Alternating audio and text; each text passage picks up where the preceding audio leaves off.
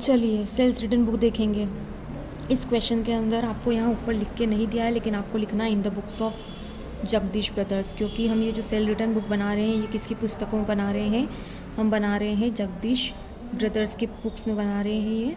ठीक है, तो जगदीश ब्रदर्स की बुक में क्योंकि आप ये जो है क्वेश्चन कर रहे हैं, इसलिए आपको यहाँ लिखना है in the books of Jagdish brothers.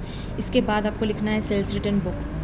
ठीक है, इसके बाद आपको कॉलम सेम टू सेम है like a purchase return book, but आपको यहाँ ध्यान रखना है कि यहाँ डेबिट नोट की जगह क्रेडिट नोट नंबर आएगा, क्योंकि जो सेलर होता है अगर उसको गुड्स वापस रिटर्न हो जाते हैं ग्राहक द्वारा, तो वो जो नोट भेजता है उसको क्रेडिट नोट बोलते हैं।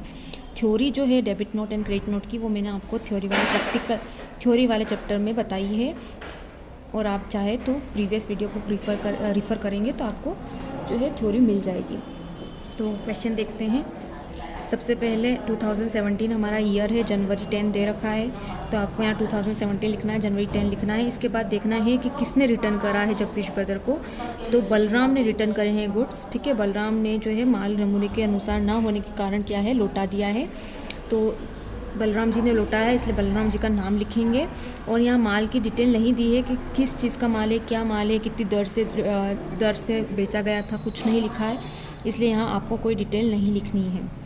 इसके बाद कितने रुपए का जो माल लुटा दिया है वो हम नेट अमाउंट में लिख देंगे 1000 रुपीज़। ठीक है, यहाँ पे कुछ भी और माइनस नहीं करना है हमें, ना ट्रेड डिस्काउंट ना कैश डिस्काउंट, इसलिए हम डायरेक्ट 1000 रुपीज़ यहाँ लिख देंगे नेट अमाउंट में।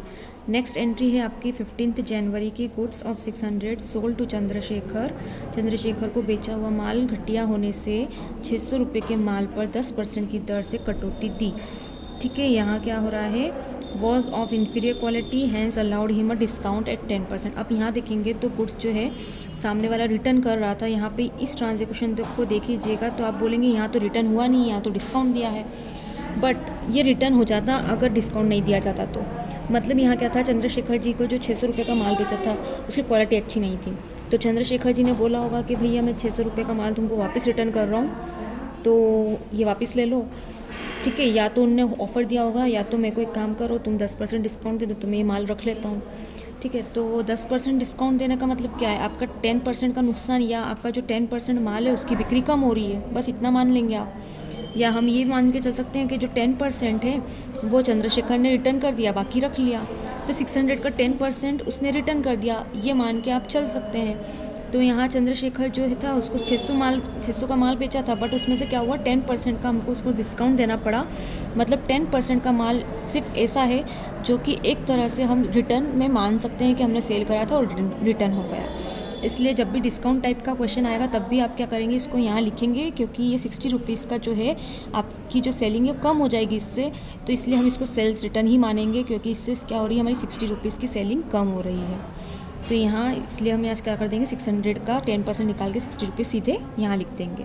तो टोटल 600 का रिटर्न नहीं हुआ है, बल्कि कितना रिटर्न हुआ है, सिर्फ 60 रुपीज़ का रिटर्न हुआ है, ये मान के हम यहाँ चलेंगे। फिर जनवरी 25 Dinesh return goods 250 being defective. Again Dinesh ji ने रिटर्न कराया तो दिनेश जी का नाम आएगा, डेट आएगी, और उन्होंने 250 का रिटर्न करा, इसलिए हमने यहाँ 250 लिख दिया। कोई भी माइनस या प्लस नहीं करना था, इसलिए हमने अमाउंट के कॉलम में कुछ नहीं करा, सीधे नेट अमाउंट के कॉलम में एंट्रीज करी है। इसके बाद आपको टोटल करना है, नीचे डबल लाइन खींचना है, ऊपर सिंगल लाइन, और यहाँ लिखना है आपको टोटल रिटर्न्स। तो ये हमारी थी सेल्स रिटर्न बुक।